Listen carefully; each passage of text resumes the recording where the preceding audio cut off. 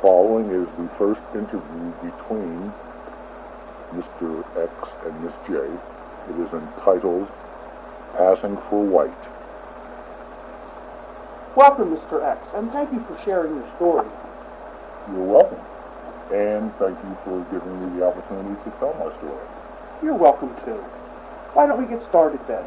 Would you mind briefly stating what your story is, what it's about? Certainly. Briefly, it is this. For the past several centuries, my family has been passing for white. Are you the first in your family to come out of the closet about this? Well, I'm not really coming out of the closet. That would cause too much trouble for too many people. That's why I'm here incognito, and why I require you to agree to a legally binding contract of perpetual non-disclosure.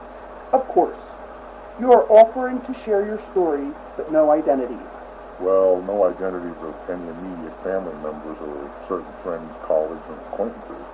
But the story itself, the details I'll share, will be from people, past and present, myself included, who have successfully passed and continue to pass as white people. What made you decide to share your story? My reasons are not as important as the story itself, but if circumstances allow the opportunity, during our interviews, I may disclose at least some of my main reasons. I'm sure we can make time for that at one point or another. So, is your story about how your family has been successfully passing as white for several centuries?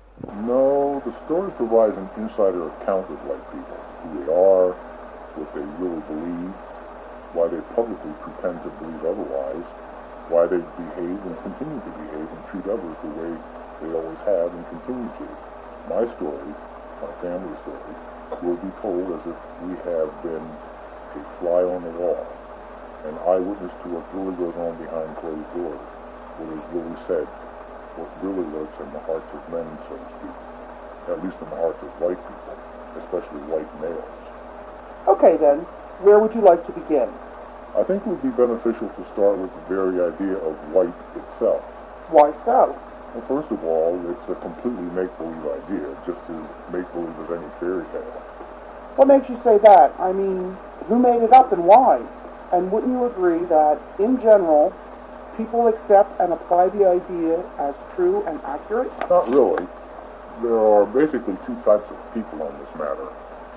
One type knows the idea is phony, but uses or tolerates its use for their own reasons.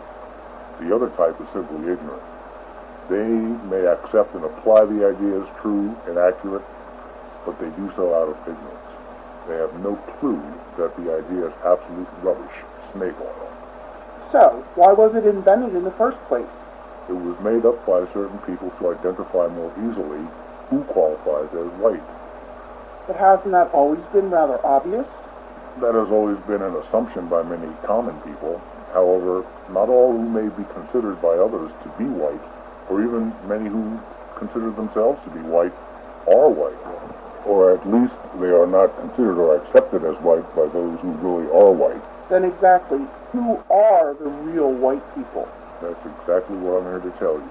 And once I have, we'll make a lot of other issues crystal clear as well. Such as America's so-called race problem, and a host of other phony problems too, any one of which, including race, could very likely lead to the destruction of humanity, if not the entire planet we live on, and all of which have also already caused and continue to cause much, if not most, of the human suffering wherever these white people have showed up. Well, I'm certainly curious to hear more.